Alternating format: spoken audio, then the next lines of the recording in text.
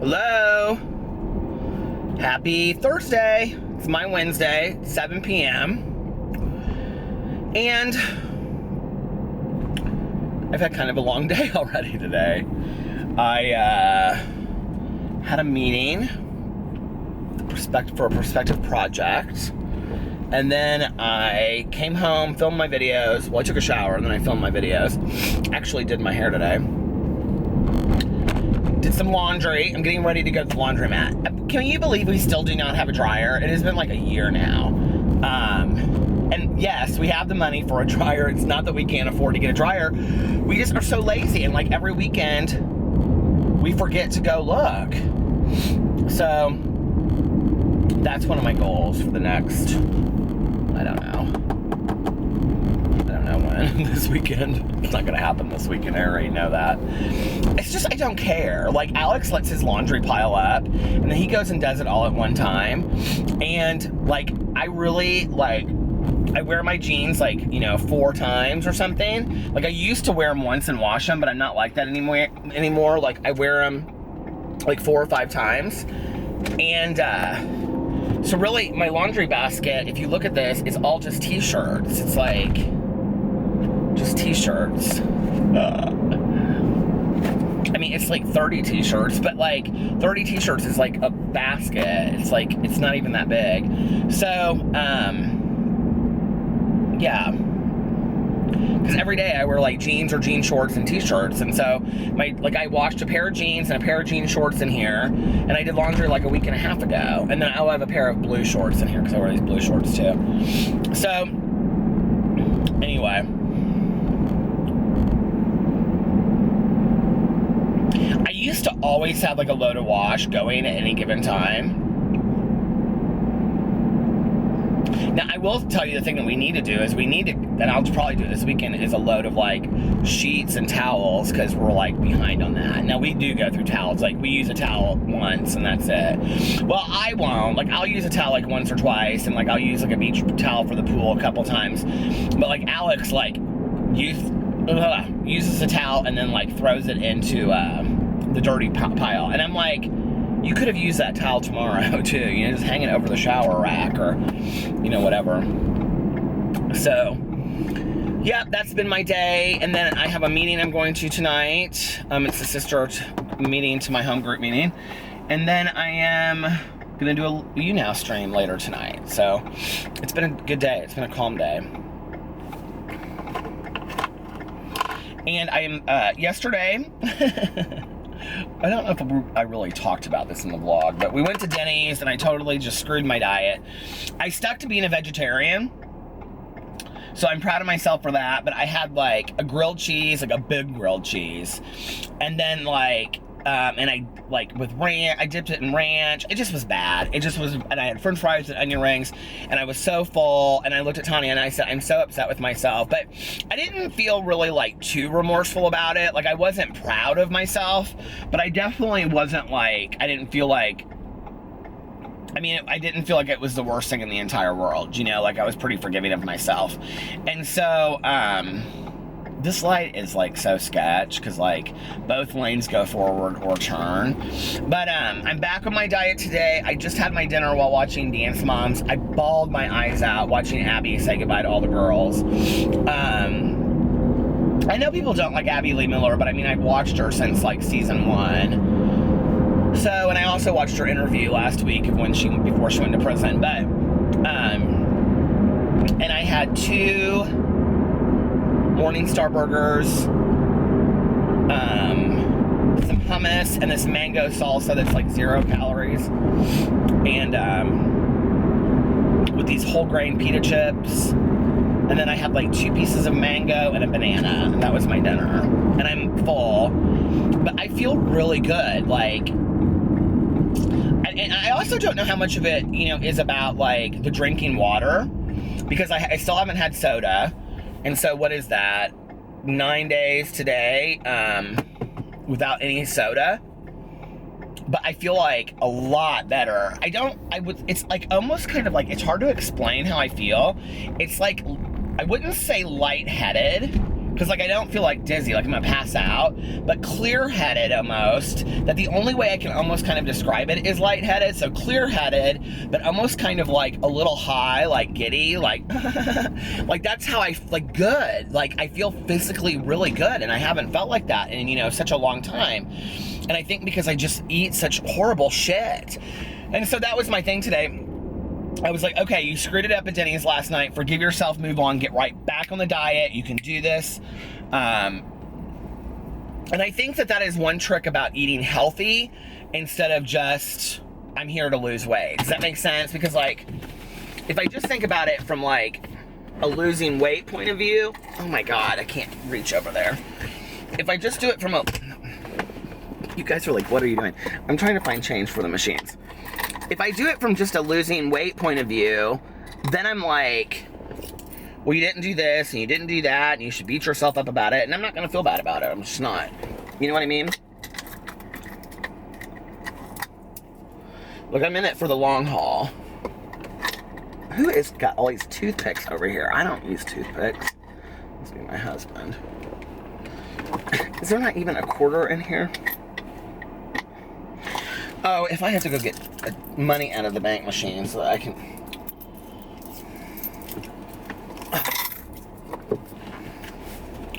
Okay. I always save quarters for this very reason. Oh, here I have some quarters.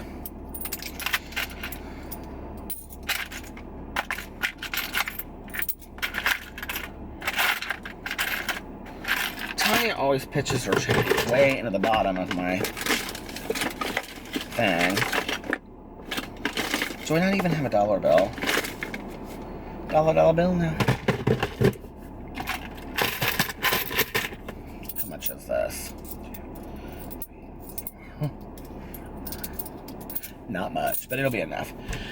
Yeah, but like I was saying, I'm not going to beat myself up about it because it's for the long haul for me. It's about me eating healthier and me losing weight as I eat healthier. Not losing weight and eating healthy to lose weight, and then once I've lost the weight to go back to what I was doing. Does that make sense? Like, I'm in it for the long haul of eating healthier, and I think like just with the water and the soda enough, it's like I find myself craving soda, but not physically, like mentally craving soda, like, oh, Tanya had a soda, so I want a soda. But that doesn't mean that I have to have one. You know what I mean? Like, I know what I can have and what I can't have, so. All right, well, I'm gonna go in here and I will be back in a second. Okay, I'm back. See, I wash my stuff at home and then I throw it in the dryer here, so it literally takes me, well, 28 minutes. So what's 28 minutes from?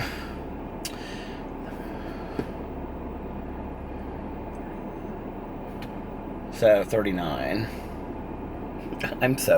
I joke and I say I don't have my glasses on so I can't do math, but like, oh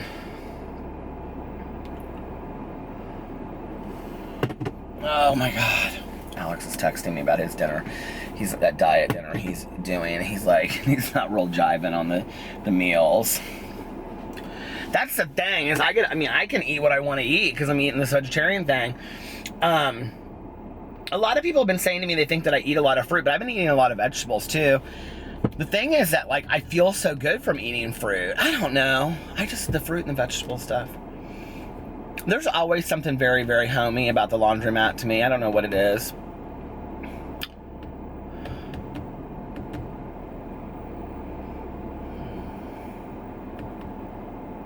This woman is like walking by my car. She's like staring at me as she walks on.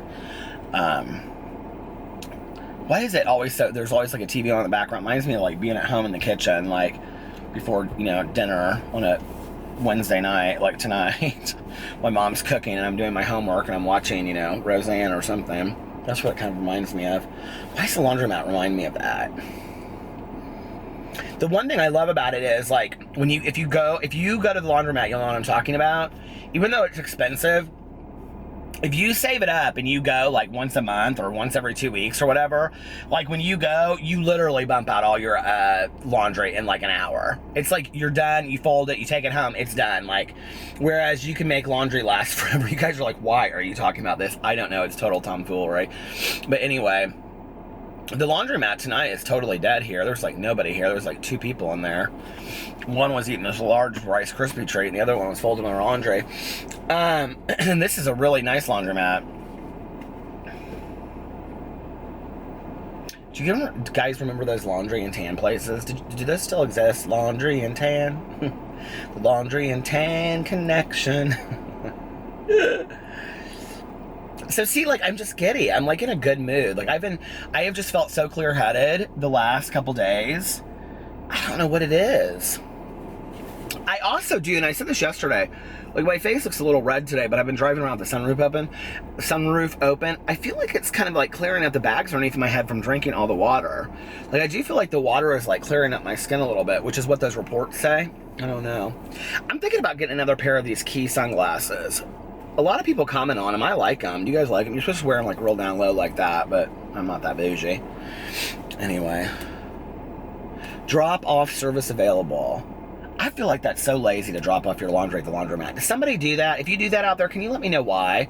I mean, it must be real convenient, but is it expensive to like drop it? I would think it would be so expensive, and I'd be kind of weird. That's like, Alex gets so mad at me, I will not valet park my car. I'm so weird about, I mean, unless I absolutely have to, I don't valet park my car. I'll walk through a rainstorm and drop him off. I just don't like somebody else in my car driving it. It's the same thing. I don't know that I would want somebody looking at my dirty drawers. You know what I mean? I don't know. I loved doing laundry. Back in the day, I remember when I first started doing laundry, I was about 12 years old. My mom would do laundry like twice a week. And then she was like, I remember one day I wanted a pair of jeans. And she's like, well, you didn't tell me that you wanted these jeans washed. And she's like, I do color. And you know, back in the day, I don't know if like people still do this or if, you know, if your parents did this, but she would do like colors on Thursday, whites on Tuesday. You know what I mean? So she was like, I don't do colors till Thursday. If you want them washed, here, I'll show you how to wash them. Then in the future, if you want to wash something, you can. And she showed me. And so I was ready. I mean, from the word go, I was like opening a laundromat. I was doing ironing every day. My clothes, they were so creased. I mean, they looked so good. Well, my mom had some laundry in the basement. And so I thought I'd be really nice. I think I've told this story on here before. I thought I'd be real nice. Well, my mom was 5 foot flat, okay? And petite, like really skinny built. Not skinny, but like, I mean, petite woman. And she had huge breasts. And she hated it. Her whole life, she hated her breasts. She talked about how much she hated them. Like in 8th grade, she was like a triple D. And she like got a lot of attention from boys that she didn't like and stuff like that. Huge issue for her entire life. I mean, she even carried that into adulthood. She would say, I feel like the first thing that men see when they talk to me is my breasts. And she would say, so I feel like I have to overcompensate intellectually so that they will stop looking at my breasts and see what I'm actually saying, or listen to what I'm actually saying.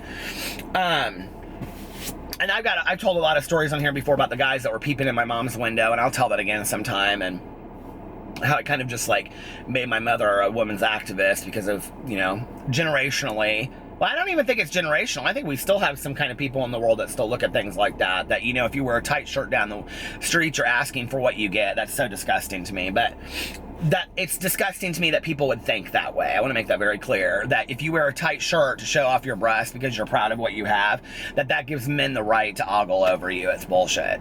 So anyway, God forbid we feel good about ourselves, that we're beautiful and we have makeup on and we like to do our hair and show some cleavage or show our body. And then because we're doing that, well, we're asking for negative attention. That's such bullshit, isn't it?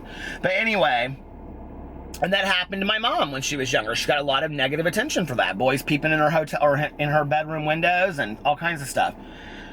But anyway, my mom was a triple D most of her life, she said, but about 2 years before she died, she went and got sized, because Oprah did this whole show on getting your breast size, and then she went to Nordstrom. Well, she found out she was a J. She called me, she was so embarrassed. She's like, I didn't even know there was such a thing as a J. And so she had to order these bras and all this kind of stuff. I saw a woman on something that was a Z, so I know that there's J's. But anyway, well, my mom always wore wire bras. Like, you know, the big wire bras, right? Under wire bras. Well, hers were all way around wire bras. And so I was doing laundry one day and I threw her bras up in there. I was going to be really nice and do it, you know. And I mean, I grew up in the generation when you walked in my mom's bathroom, she had like long hosiery hanging off her shower. Do you remember those days where they would hand wash hose? And anyway, and she'd be like, "Oh no, baby, that's my good hosiery. You don't want to like, I can get some more wear out of that." So anyway, I make it sound like we were like tree grows in Brooklyn. We weren't. I grew up in a beautiful house in a very nice suburb, but my mother was kind of a penny pincher. And so like even with hose, she would just like, this is so funny. Do women even wear hose anymore? I mean, seriously. But those hose, they look so funny too. But I think I like put on hose a couple times when I was a little kid. I wanted to see what they looked like. Foolish. Anyway, why do we think that women, do you remember that, like back in the day, like it was like considered like you were not professional if you didn't wear a hose to work? That is such a fucking double standard, okay? If I was a woman, I would have been so pissed about that you had to, I mean, we're not there anymore, but when did that change, that women had to wear hose? Like I grew up in a generation where women wore hose always. Like I don't ever see women wear hose anymore. Thank God. Binding bullshit. But anyway, so I threw these bras in the wash and I threw them in the dryer because I was going to be real nice and I was so proud of it and whatever. Well, about an hour later, I'm probably still watching the same Roseanne and my mom, she screams from the basement. She was so pissed. I'd thrown those wire bras up in the dryer. I didn't know any better. I mean, I was 11 or 12 at the time, right? That wire bra all wanky. And you can't fix it. I mean, after it's fucked up, right? So I had screwed up like 3 wire bras that probably cost her like 60 bucks each. She was so mad. I mean, she wasn't mad at me. She knew that what I was trying to do, but she was like, "Sweetie, don't ever throw my wire bra in the dryer because it warps the wire." She was so pissed. Oh my God. My mom used to tell this story about, so my aunt and my mom are 3 years apart. And so when my aunt was a senior, my mom was a sophomore in high school. And my aunt would always, she would get so mad at my mom that she would just leave for school without her, right? And say, "I'll see you at school." And so, but they had beautiful clothes growing up, even though my grandma was like stone poor and took the bus every day to work. My aunt and my mom both had their own cars when they went to Indiana University. My mother was so ashamed of it as she got older. She said, "I didn't even realize what spoiled brats we were." She goes, "Here my mother was working her ass off so we could stay in this, like 2-room rental." And she was like, "I didn't even realize how totally poor we were. And we're both driving cars. And my mother's taking, this is the same grandma that if you watch my videos, I found out later that she had gone to prison for embezzlement." But, she felt, my mom felt so bad about it, but anyway, so they had these always beautiful clothes. And, this is the late 50s. My mom graduated in 69. My aunt graduated in 59 or 61. My aunt graduated in 59. And, so one day my mom borrowed my aunt's, silk cashmere sweater set to school. Now, a sweater set is a little short sleeve sweater with a little sweater that goes over it that buttons up, right? When she cute and all that, okay? So it's white, pearl cashmere. My mother said, she goes, "I looked gorgeous." So anyway, she goes to school, she gets an ink stain in it. So she comes home and she puts that sweater right up underneath the water and she's scrubbing it with water and she gets the ink stain. So she didn't think anything about it, right? Well, back then, they stored these sweaters in these little like plastic containers to keep them real nice, right? So my mom puts the sweater set back in this plastic container. Or no, I think she may have put it in the dryer. I can't remember. I think she put it in the dryer. And my aunt found it, and my mom said they were in the living room watching TV. It was my grandma, her husband, which was my mom's stepdad, and my mom, and they were sitting in there and they were watching TV, and my aunt literally like came in the living room and just like scratches down both sides of her face and was like, "Ah!" like screaming, howling. Because my mother had shrank this sweater that was like this size to like a baby doll sweater size. She said my aunt was so pissed. I mean, until then, later in life, my aunt would never let my mom borrow anything. And I think it all stemmed from that. Isn't it funny, the stuff that happens just when we're growing up that we think about later, Anyway. All right, well, I've talked about enough foolishness for right now, so I will come back on later. Love you guys. Hello? It's late. Well, it's not too late. It's 12:30. I need like all of this like short. I need a new hairdo is what I need. I went to my meeting. I had a great meeting. And then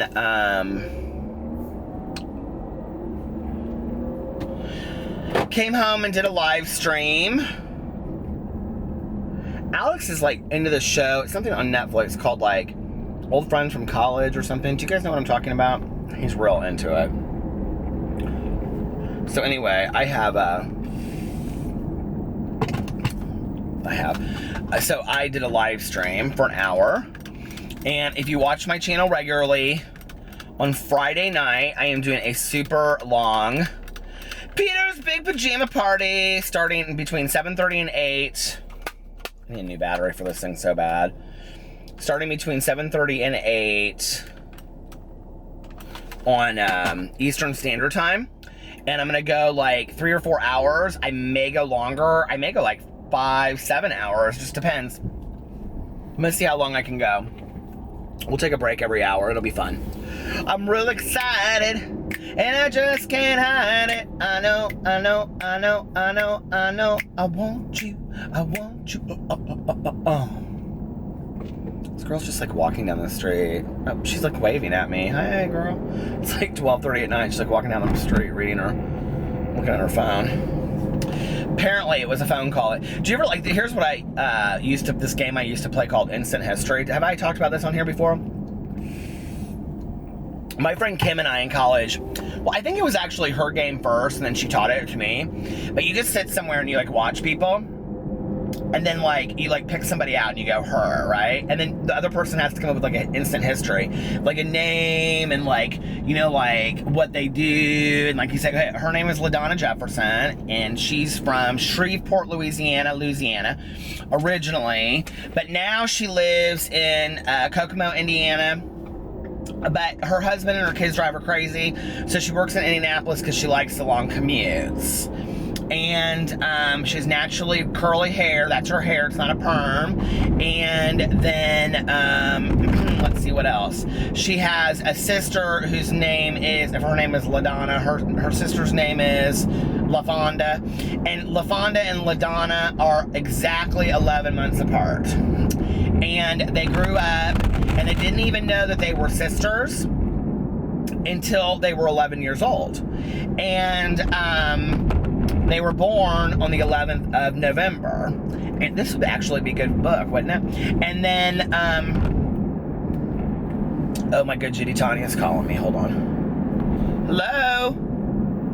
Are you already on? What? Are you already on now? Am I on who? Are you already on now? Yes, I'm off you now. Why are you already on? Because I'm only doing an hour. So you were better you started early. I am 11:15. What are you doing now? Well, I'm coming over to stop by and say hi then. Okay, I'll be there in a second. Bye. But you better stay up for me for 5 minutes. Bye. So anyway, what was I? Oh, LaFonda and LaDonna. So LaFonda and LaDonna, they were born the 11th of November in, well, I can't say 1911. It doesn't matter. Anyway, they're born the 19th of 11. And they didn't know they were sisters until they were 11, okay? And they didn't know that they were sisters until they were 11 because their mothers, who were identical twins, LaSheila and LaShawna, okay? They were separated at birth, and one lived. Let me think about this. Hold on. One lived in Paris, Texas, and one lived in Paris, France. Okay, not to be confused with what was that book, that movie about the sisters, those twins with Lindsay Lohan was the remake, Parent Trap. Okay, and they were separated at birth because their birth mother, who was a Spanish refugee, well, that wouldn't even make sense, would it? Their mother, who was heiress to the princess their mother was Grace Kelly's illegitimate child.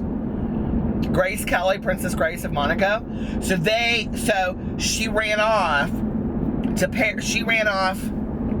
to London, France, I see your underpants, and she had these two babies, okay?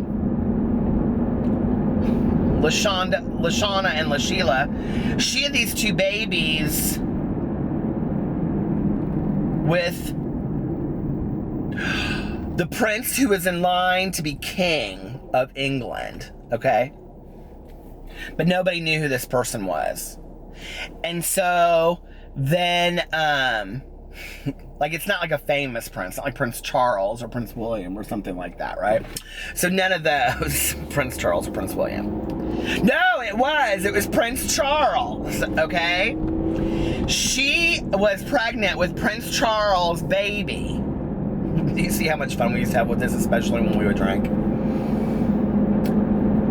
So here she is, and then she has these two babies. Well, her maid, she dies at birth. Oh, it's so tragic. So she dies giving birth to Lashana and Lashila. And so her maid takes care of him, but her maid is so poor that she can only afford to take care of one baby. So she sells the other one on the black market. Do people even do that anymore? So she sells this other baby on the black market, right? And Lashila ends up living in Paris, Texas, in a trailer park. Well, Lashana, who lives in Paris, France, she's miserable her whole life. She gets everything handed to her, right?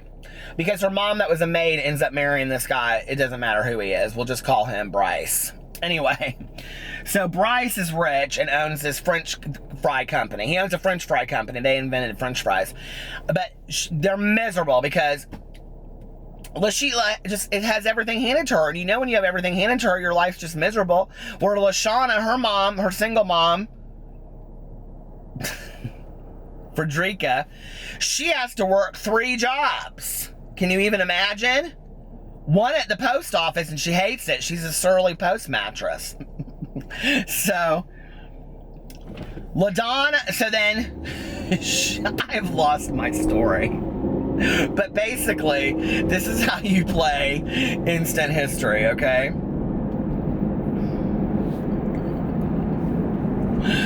Where did I go with that story? Well, would they be cousins or would they be sisters if their mothers were Lashana and Lashila? That doesn't even make any sense, does it? Well, it did. Okay, LaFonda and LaDonna are the daughters of Lashila, who is one of the sisters of the aunts, right? Okay, that's how it all works. So LaDonna lives in Kokomo, Indiana. Her 2 kids, miserable. She can't stand either one of them. She says, how did I raise a bunch of nitwits like this? Her husband just keeps on cheating on her left and right. No good son of a bitch. His name's Charlie. Aren't they always called Charlie? So anyway, fuck her. She can't stand him either. Little does she know, she's the heir to all of this, right? Until one day, these 2 fools are sitting around, Peter and Kim, great investigators of the world, and they're like, isn't that Princess LaDonna of Monaco? And she's like, oh my God, my life has changed forever. Okay, so this is funny though, actually. That's how you play that game. You guys are like, oh, we totally know how you're a writer now. But here's what's so funny, right? So, I'm going over to Tanya's to see Tanya and Liz. They're like pissed that I'm not on You Now. I'm like, girl, I was on You Now for an hour. You should have been on there. We just got back from the movies. Didn't nobody ask me to go to the movies? But anyway, I used to do this thing with people, right? Where I would ask them this question. And I'd be like, okay, so there's this woman. I may have done this on here before, and if I have, I apologize. But there's this woman, right? And her name is Darlene. I'd always name her Darlene. I love the name Darlene from Roseanne. If I had a daughter, I swear I'd probably name her Darlene. So anyway, Darlene! get your mammal some sweet tea, Darlene. So anyway, so there's this chick, right? Her name's Darlene. Darlene's 26. You know, she met Bo they were high school sweethearts. They grew up in Anderson, Indiana by the casino. She works in the casino. She's works as waitress up at the casino. She don't hate it. She's okay. And she'll make a lot of money, you know. Just people up in the casino in Indiana, they don't like buy fancy drinks. They don't tip. So anyway, so there, Bo works at the factory in Anderson. He works at the Nestle factory, and they're happy. And, they stopped having sex about 3 years ago, and she's wondering who he's cheating on with, but probably nobody, because he's always got his friend Earl. Remember Earl? He lives in his mama's basement. Anyway, Earl over, and, Bo and Earl just sit around and eat bologna sandwiches and watch football games, okay? So she comes home anyway, but she's a happy life. She's not miserable. She's happy. She's got her friends, and, they go to cover bridge festivals, and they go see movies, and go out to eat at the Applebee's and stuff like that. She's happy. She goes to have Sunday dinner with her mom, and Bo goes over there, and her and Bo are pretty happy, right? So, Darlene has this Aunt Susie, and Aunt Susie calls her up one day and says, hey, listen, I have a house in the south of France, and I'd like to take you over there with me. You've never been with me. I'm going to fly you out to New York. We're going to spend 2 weeks in New York, and then we're going to go over and spend, 4 weeks in 2 weeks in Paris and 2 weeks in the south of France. And Darlene's like, well, I don't know how Bo would feel about it. I don't know how I'd leave my job. She's like, just figure it out. Take care of it. It's the time of your life. You'll never have this opportunity again. I'm selling my house in the south of France. I don't know when I'll be back over there. So Darlene figures it all out. Casino's like, hey, great opportunity when you come back. Bo's like, sweetheart, I would love for you to have that opportunity. Me and Earl, we got our bologna sandwiches, and it's football season. Don't worry about a thing. So she's like, okay, before I have kids, I might as well take a big trip like this and do it. So Darlene goes to New York. She sees all the shows. She stays in her aunt's, townhouse and, East Manhattan or whatever. I don't know anything about New York. So anyway, the East Side. And, her aunt buys her a bunch of new clothes when she's in New York. She sees a lot of the sights, and she sees all these things that she's only seen in movies. And then they go to Paris, and she spends 2 weeks in Paris. And her aunt, who's got a lot of money, takes her down, and takes her all these cafes and introduces her to books that she's never read before and movies. And, and she watches a foreign movie for the first time. And, she starts seeing that people are different around the world, but they're the same. And she goes to south of France for 2 weeks, and she lays on the beach in this little town. And, she meets this guy, and this guy gives her a lot of attention. She doesn't do anything. Darlene doesn't do anything. Don't think bad about Darlene. She's married to Bo. She loves Bo, right? But she goes back to Indiana, okay? And let me ask you a question. Is Darlene happy, or is she sad?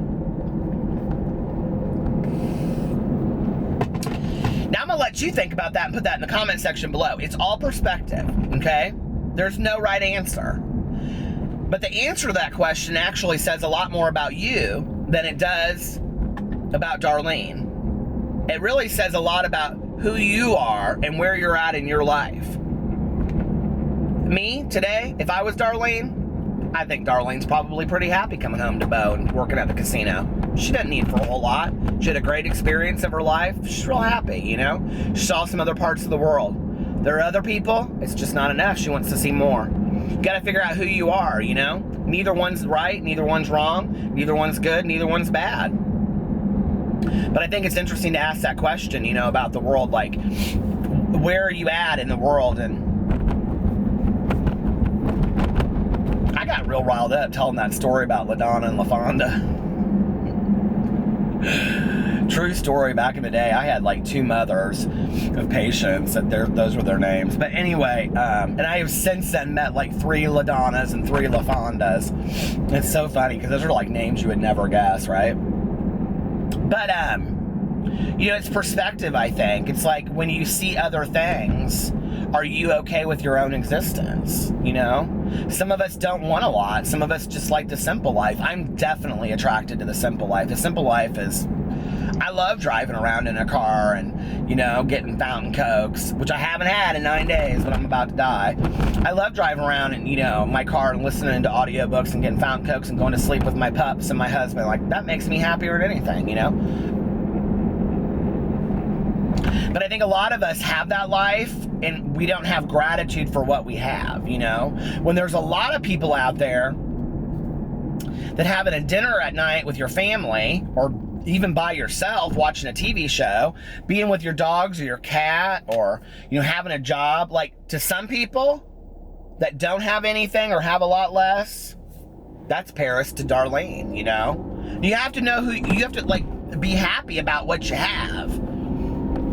Or not, and then change it. So the question's really for you. The question's really like, what do you think? I used to ask people that question all the time. And they'd be like, they'd either, like, this is so funny what people would say. They'd either, like, say a resounding, like, hell no, Darlene's not happy. Or they'd say, hell yes, Darlene's happy, you know? Like, they always knew. And it was interesting because I just threw it out one night at some, like, I don't know, I was at a party or something. I asked somebody. And, but after that, I started realizing that it really said a lot more about the other person. Had nothing to do with Darlene.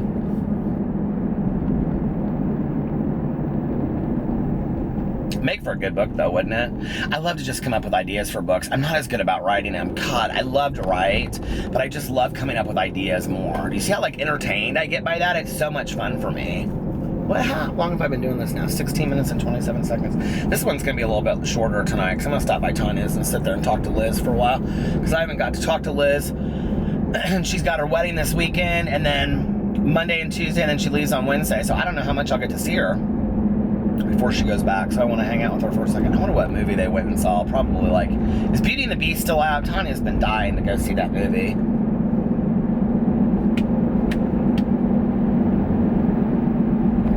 Clothes are starting to fit again, you guys, that I haven't worn in a while. Even though I've only lost, like, well, today, because I screwed my diet up last night, like 8 pounds. But 8 to 10 pounds. And some of my clothes, like some of my t-shirts, are starting to feel a little bit looser. So, that's good. I found a friend of mine, and my meetings went back out tonight. Made me really sad.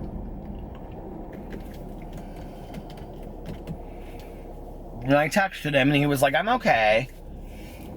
I was like, well, listen, I'm here for you if you need any help. And he's like, thanks, I'll keep that in mind. You know, like, when you, like, and I texted him, like, this long thing, and I was like, but it makes me sad, you know? So much to lose. I've had such an amazing life because of being sober. You know, I never imagined what my life would look like just by not using drugs. But, like, even just, like, being present when my mom died, what an honor, you know? To be able to be present during that, or other people's joys of childbirth and weddings and just simple stuff, you know? All of it. My dog's running, and, you know, a new meal, a new restaurant, nights out with my husband, going to see a movie late at night, a snowfall, a snow day, you know, all of it. Just so amazing, and I just never had any appreciation for it. And when I got sober, it's like I never realized my life would look like it does today, and then it's like so easy. It's so easy just to throw away like that. It just breaks my heart for people, you know? Makes me so sad. But I have today, and you have today, and we have tomorrow, hopefully. So I love you guys, and I will see you tomorrow. The sun will come out tomorrow. I love you. Good night.